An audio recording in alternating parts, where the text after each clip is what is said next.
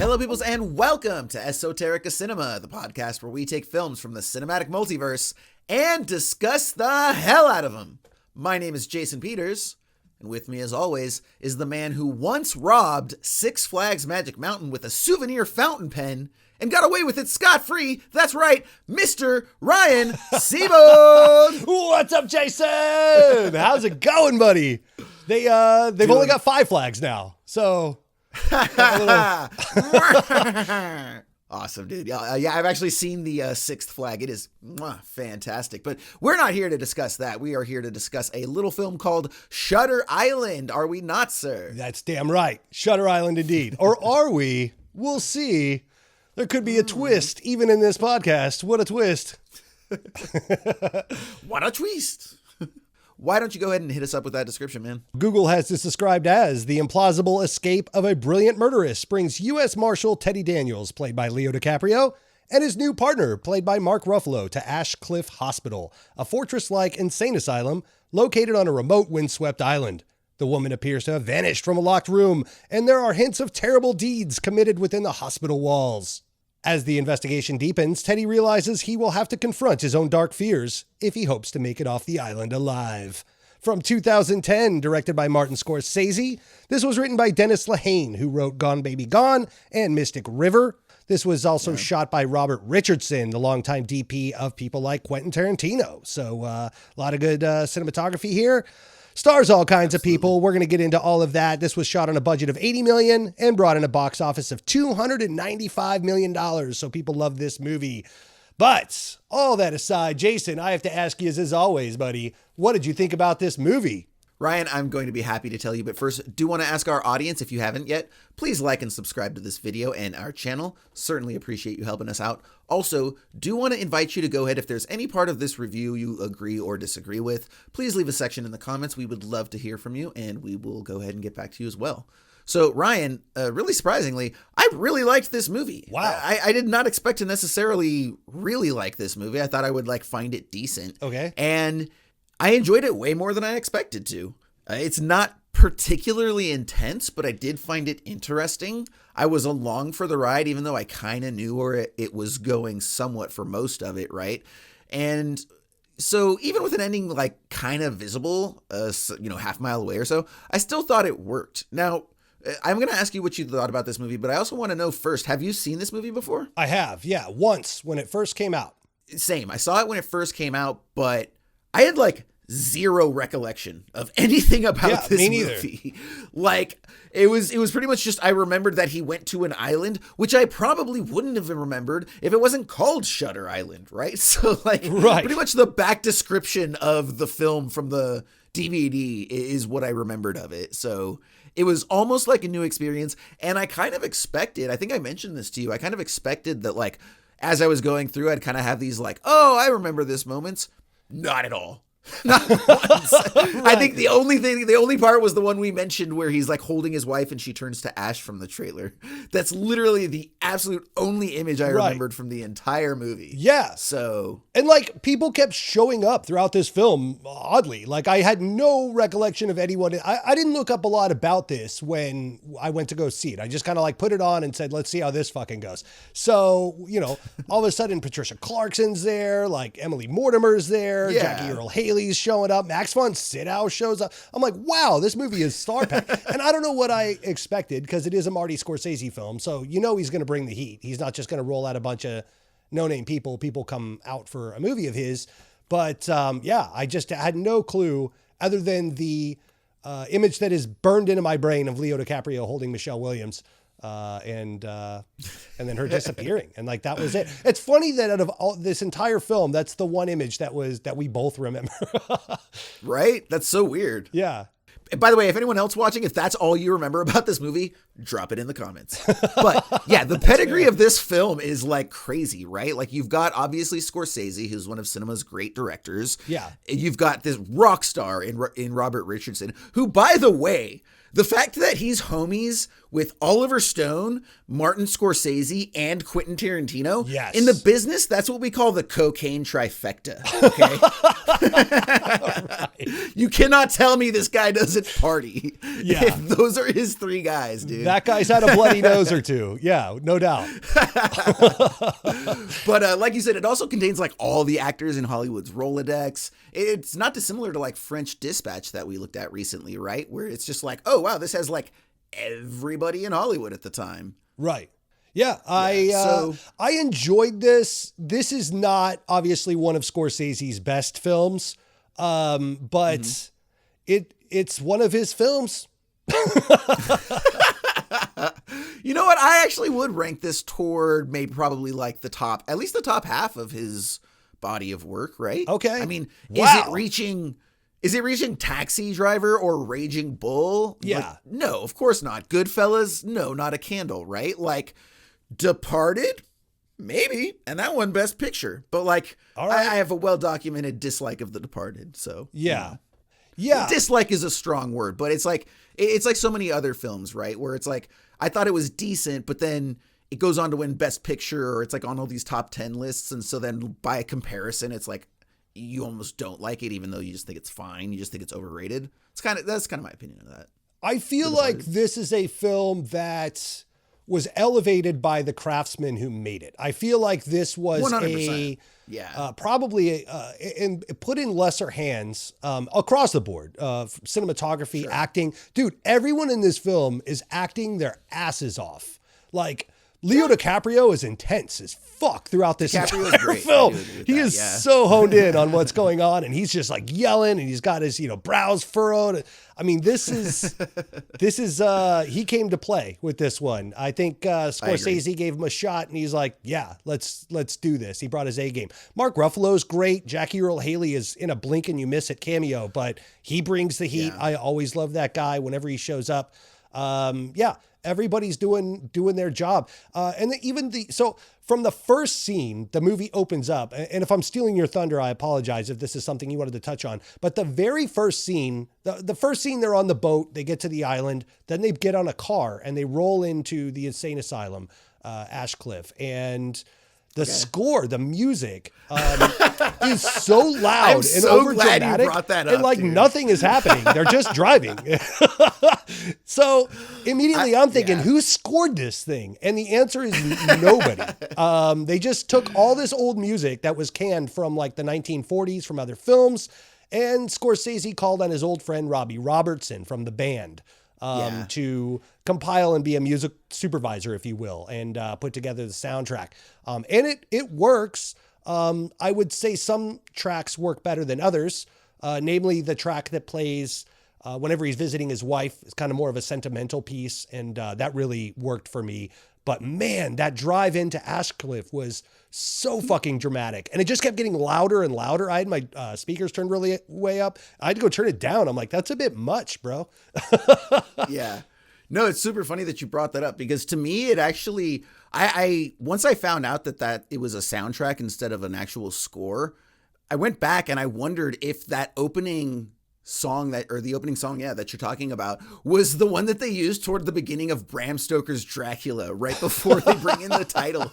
It was so operatic and heavy-handed, and to your point, it's like they're just driving into the island, right? And then it reminded me, so like I've seen a good number of Scorsese's work. I've seen most of his seminal pieces.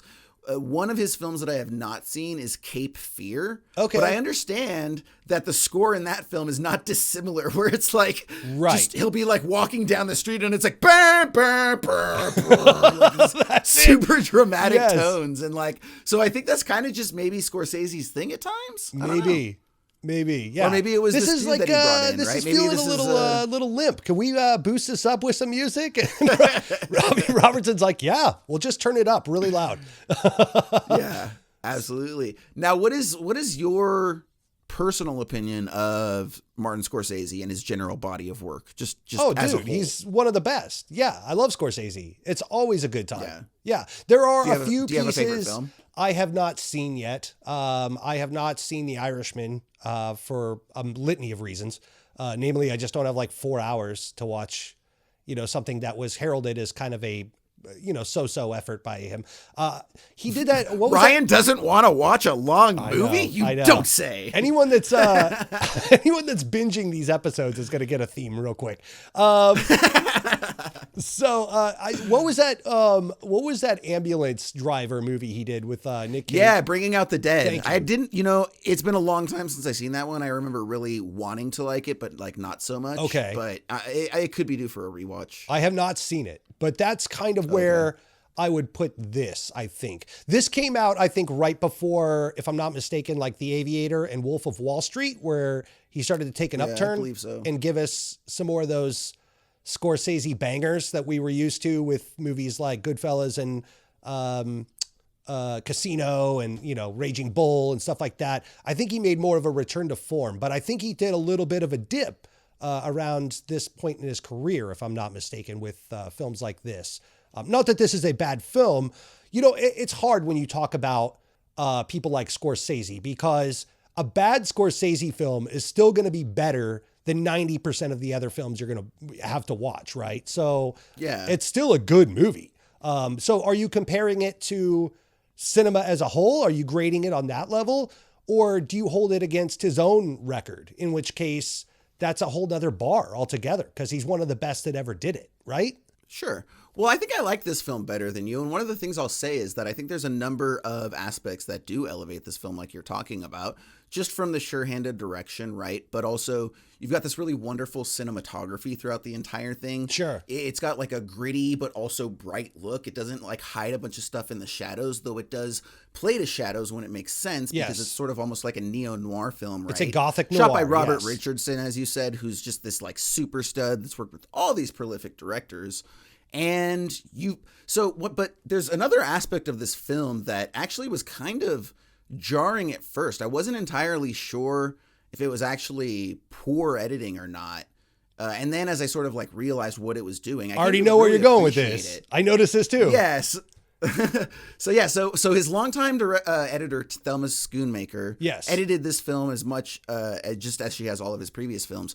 And especially at the beginning, like the boat sequence that you're talking about, there's so many awkward angles and awkward cuts. Yes. And it's something that's almost difficult to like necessarily put your finger on. But like, as you're watching it, you're like, there's just something like, films aren't typically cut together this way. And then you'll notice these little blink and you miss it moments where you're like, wait a minute, did I just see that? And so did you happen to catch the moment? There's actually a really wonderful performance from a woman. It's when he being Teddy is interrogating the inmates, and he interrogates this woman who seems seemingly normal at first, until she realized that she like axed her husband basically because he was a monster.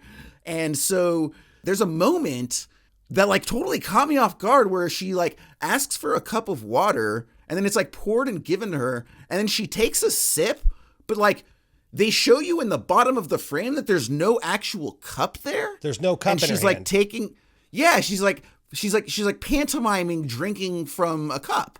And I was like, I even like, because we're watching it at home, I was like, wait, did I just see that? Was that like a mistake or something? And so I went back and I watched it. Sure enough, it's there. And then you realize that like Scorsese has been making films for longer than we've been talking about them, which is dumb because we've been talking about films our entire life.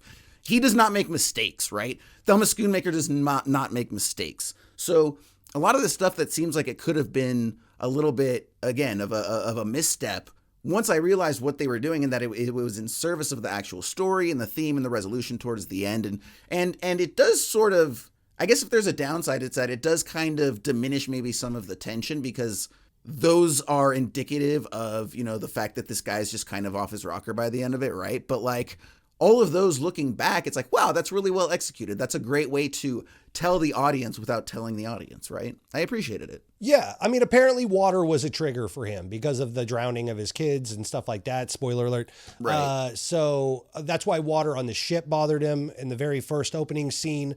But then throughout, they didn't want to reintroduce that as a trigger. So apparently, that was very intentional, that they didn't pour her a glass of water, actually. And she was drinking, because when she puts the cup back down, it's empty. And when she brings the hand up to her mouth, like to your point, there's no cup there. So it was all in this elaborate cosplay of leading him along into his weird, way overwrought therapy sesh that was, custom tailored. So yeah, I guess that was, but then there was also, even when he first gets to Ashcliff and they're filling him in the room and giving him the whole rundown about this missing woman, there's all these, to your point, really weird jump cuts, like what you'd see in this very podcast, where, almost like a Max Headroom thing, where it's like, it's not jump cut like where he's across the room. It's like jump cut, just like missing a few frames. It's just enough to let you know something's not right here. This is a movie I think that really warrants a rewatch.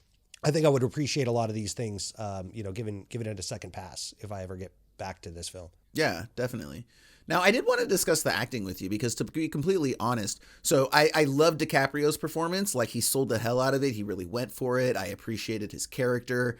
It's that gritty neo-noir tough guy, right? But with more of a sense of emotional quality, I guess, than maybe some of the other guys in the past. But as far as some of the other guys, I don't really feel like they necessarily stood out. I don't know if it's because they're a little bit more character actors, and I didn't really get a strong sense of that. The exceptions would be Jackie Earle Haley, who just absolutely crushed the handful of moments that he got on scene. That guy always comes to play. There. Yeah. Absolutely, yeah. And then Emily Mortimer was great. She was a little over the top, but her character was supposed to be, right? Yeah. But everybody else seemed to, just do fine, right? Like, Max von Sydow can have the most gravitas of any actor on screen, right? And, I didn't really get that foreboding sense of him being, the guy who's, manipulating stuff behind the scenes like he was really supposed to be. Sure. Mark Ruffalo just kind of is Mark Ruffalo. He's kind of has that same vibe all the time. So it was fine, but it wasn't, great. Ben Kingsley was again, good as an intense guy, but it was a very measured performance, which there's a certain amount of appreciation I can have for that. But we've seen Ben Kingsley do measured so many times over. So Michelle Williams was fine. Patricia Clarkson was fine. And then I don't know if Ted Levine just doesn't have a lot of range. He's the guy who I'm sure you recognized as Buffalo Bill from Silence of the Lambs. Right, yeah. He played the warden in this film. Yeah, and again, anytime I have seen him outside of Silence of the Lambs, he always just kind of has that same kind of vibe. So it's the other one too. Did you notice? Did you see the Elias Koteas sighting from who, if you don't know, played Casey Jones from the Ninja Turtles movie? Right. Yeah. Absolutely, Casey Jones in this movie. I just know him affectionately as Casey Jones. So and again, nobody's bad at all. Nobody delivers a bad performance. They're all fine, but it's everybody came and made par, and it just so happens that their par is quite good, but it's also we've seen all of them do better and be stronger. And I will say it does seem like I feel like there may have been some production limitations, because I think that they shot the hell out of this movie. I get the sense that even down to certain times, I feel like they maybe sent some, they had a lot of B teams doing some of the shooting or something, because there was some intentional incongruencies, but then there was also just some, I think, filmmaking mistakes, and I think they were able to be oh yeah, no, that wasn't a mistake, that was intentional. But it's no, I'm pretty sure you want your actor to be matching on the reverse shots action, right? Which didn't always happen. So I do feel like it's kind of lazy to just chalk that up each time to being oh yeah, it was intentional, because it wasn't. But yeah. And so it was also pretty interesting just because of the standpoint that as a sort of mystery, I did, again, sort of get halfway through, but even once I understood where the film was going, again, I was never really bored. It was slower paced, but it wasn't boring. Again, we're watching a movie unfold in the hands of this master director who knows exactly what he's doing. Maybe some of the suspenseful moments didn't work, but there were also some really strong sequences. I did like the scene with his wife that ultimately ends with, her turning into ash, and I will say some of the limitations perhaps of the movie can be ascribed to the fact that it was towards the beginning of some of these advanced CGI techniques, right? So even though I'm pretty sure the sea was probably CGI'd in towards the beginning, where they have the ash falling in the room is cool, but then they don't add the couple practical ashes on there, or they don't have them like actually add. So like they're walking through ash the entire time, but then they never get any ash on their body anywhere whatsoever.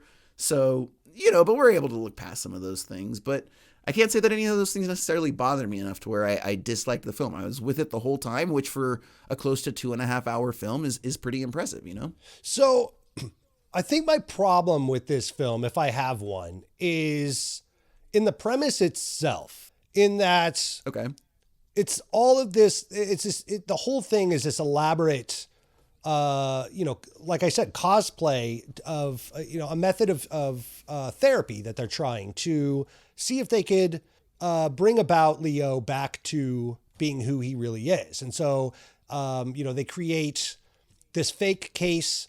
They give him fake clothes. They tell him he's a U.S. Marshal to investigate this thing. And then they kind of drip all these little clues along the way in hopes that I'm assuming trigger something inside of him to, kind of jog his memory and bring him back to who he was. But sure. What's the end game? Is he supposed to come to terms with the fact that he murdered his wife? Is that supposed to fix him or make him suitable? Because all you're trying to do is bring him back around to being that person that murdered his wife or killed his wife or whatever. That's not necessarily a good thing. And then also, what's the end game as far as, okay, let's say this works and you're able to rehabilitate DiCaprio's character, who goes by a few different names throughout. Are you then supposed to, reapply that methodology of therapy to everybody that, all these crazed killers or, complete psychos that are on this, militarized, the psych ward on this island? Are you going to create their own little cosplay and then it just repeats itself to where we're doing these little episodic Truman shows for everybody? It just seems unsustainable. I don't really see what so, you've got me along for the ride and I'm good to go down that road with you. But it kind of had a shitty Shyamalan twist that when you go back and look at it, it just falls apart to me. I can't go back and see that's a substantiated conclusion where I feel some resolve. It's okay, this or whatever. It's no, what were you? I don't understand what you were trying to do. This is unsustainable. Well, yeah. So I can go ahead and answer that. And that's exactly what they were trying to do is they were trying to create this new model of, trauma resolution and basically trying to rehabilitate people, because if they could get him to accept the truth of the matter, then they could work on getting him better, right? But it's sort of like that, sort of like the first step, right, is you have to admit you have a problem. And so if you can't come to terms with what you did, then we can't work on getting you to a point where you can live with what you did, which is ultimately what they're trying to do. Sure. Now, this is actually one of the things that I respected about the film, is I thought it was a very sort of profound last line. And he asks that very question. And I really loved considering this. And I thought it was pretty powerful, because the moment that he remembers who he is towards the end of the film, they literally say, you've done this before, you've had this memory before, and it didn't take, right? You just went back into your little loop, which, by the way, has been explored in films like Memento, and everybody, including you, figures that's a great film, right? So we've seen that work before, this whole sort of non-resolution, where really the resolution is that this person is lying to themselves in order to give themselves a reason to live. Right. Again, that's Memento. That's exactly Memento. So, and what I thought was most profound about this film is because DiCaprio asks that question as he's being marched to death, which is really what happens at the end of the film. He's being led to his death because this experimental procedure did not take. And that's why the doctor is so sad. And that's why he gives the nod to the warden. And basically they're going to have their funding pulled because everything hitched on this last ditch effort to get this to work. But ultimately, to your point, it was a failed prospect. Right. Maybe they should have had you around to say, hey guys, this isn't going to work. Let me save you hundreds of millions of dollars and a bunch of shit. Right. But they didn't have you there. So they went around and they tried it and it didn't work. And so the last line that DiCaprio goes out on is he says, after he once again triggers this loop of going into this fantasy is he turns to Mark Ruffalo, who, a spoiler alert, is actually his psychologist, right? The therapist, right? That he's envisioned as his partner. And he says, do you think it's better to live a monster or die a good man? Right.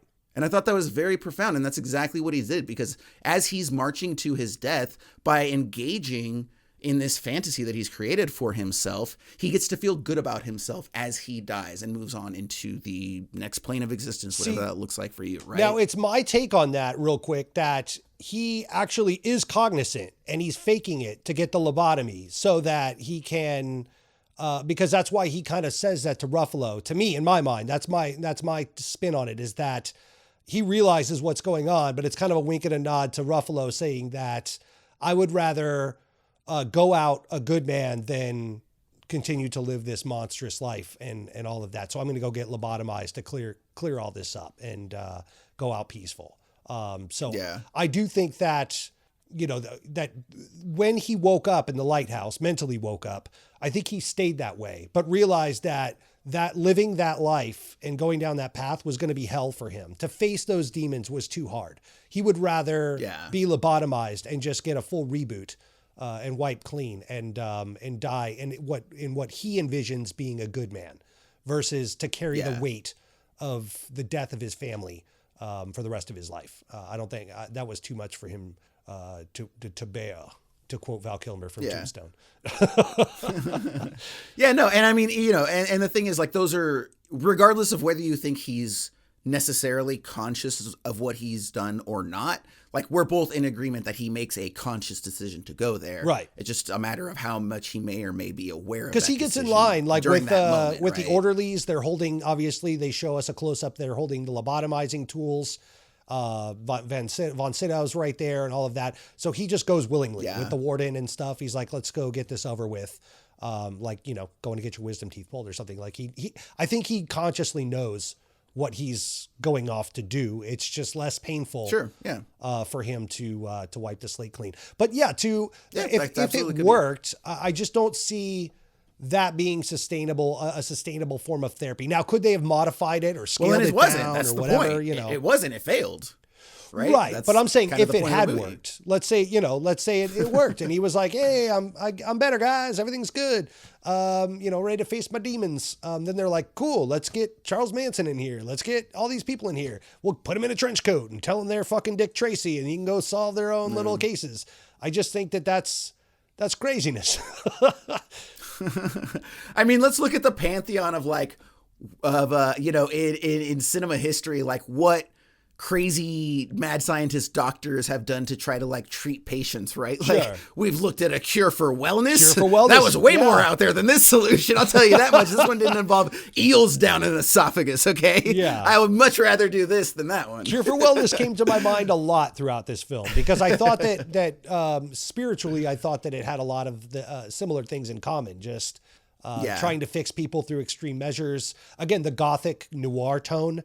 With all the haunting score and stuff, the way that Cure for Wellness kept you on edge, not really knowing, what was really going on. Now, obviously, I would argue this is a much better film than Cure for Wellness. Sure. But, I just thought, and then with the twist of DiCaprio being who he was and looking for all these clues that were kind of laid out for him, I thought that there was a lot of ham-fisted behaviors throughout the way, just in the sense that, they're like, it's coming, there's a twist coming. A lot of like little ribs and nudges. Like, no, I get it. There's a twist coming. No, I know. With Jackie Earle Haley's character and just all the things, and the Patricia Clarkson's character in the cave and stuff, they really lay it down heavy that things are not what they seem to be, so that by the end of the film, when they finally do reveal, it's like, okay, I get it. I wish it wasn't quite so ham-fisted, I guess. I don't know. I guess it sounds like there was maybe like a couple scenes too many or something like that, perhaps. Like I've actually heard that criticism before with like certain like action films or something. You know, it's like, oh, it was like one or two scenes too much, right? Like I was by the time it finished, I was already tapped out 15 minutes earlier. Right. You know, maybe some of the fat was trimmed or something like that. Maybe some of those moments would have worked better. Again, for me, they worked. I dug them. Like they don't make the film. It's not like a super memorable scene, but I thought it all added up and it made sense. And it did. It was good. Yeah. One thing, so it's funny that you immediately think of that film. For me, it actually reminded me a lot of Jacob's Ladder. I actually felt like this was like sort of the good version of Jacob's Ladder, which tells a very similar story, right? I was waiting for this to be a Jacob's Ladder scenario. That's funny you bring that up because that was another thing. It's like, did he die at that river? Like, is this all leading up to, because I totally forgot the twist, to like what we were saying earlier. Like I remembered him holding Michelle Williams and that was it. So I forgot how this resolved. I had no recollection, even to the very end when, they revealed. I was like, oh, okay. But then I also kind of felt like, that Family Guy sketch where he's sitting in Citizen Kane and then he goes, it's a sled. I just saved you guys 2 boring hours. Yeah, no, fair. So I'll tell you what, Ryan, let's go ahead and wrap up this review with our segment that we like to call 3 Adjectives. First, though, going to ask our audience, please like and subscribe if you haven't. And also, if you agree or disagree with any aspect of this review, go ahead and drop it in the comments section below. We'd love to hear from you. Also going to throw out one other thing. If you can think of any other like crazy doctors that have done like really dramatic and horrific experiments in the name of therapy and helping humanity and such like that, like that's we know that trope. Go ahead and call that film out as well. We would love to hear that. So 3 Adjectives, Ryan. Let me go ahead and hear what you got for us. All right. I'm going to keep this really brief. I'm going to do this a reverse compliment sandwich. This is kind of an insult sandwich. We're going to go bad Twilight Zone because it just kind of felt like it was close to being that, in that, but it's still, it's still Twilight Zone. On that same thing, I'm going to flip it around and say good Shyamalan.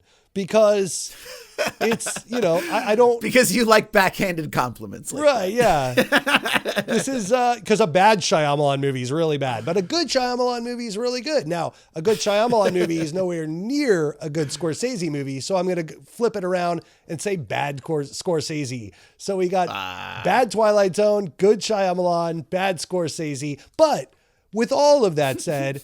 A bad Scorsese film is still better, like I said earlier, than 90% of the other stuff out there. And a bad Twilight Zone is still a lot of fun. I don't dislike this movie. I just don't think it's one of his best. And I think that we've seen better films on this show. How about you, buddy? Yeah, you're a tough critic, man. You're a tough critic. I'm gonna let Marty know what you said when I go to dinner at his house. Well, it's like his mom's gonna be crushed. Think of your favorite restaurant that you love to go to. It's like the worst thing on their menu. It's like it's still great. I had a great time.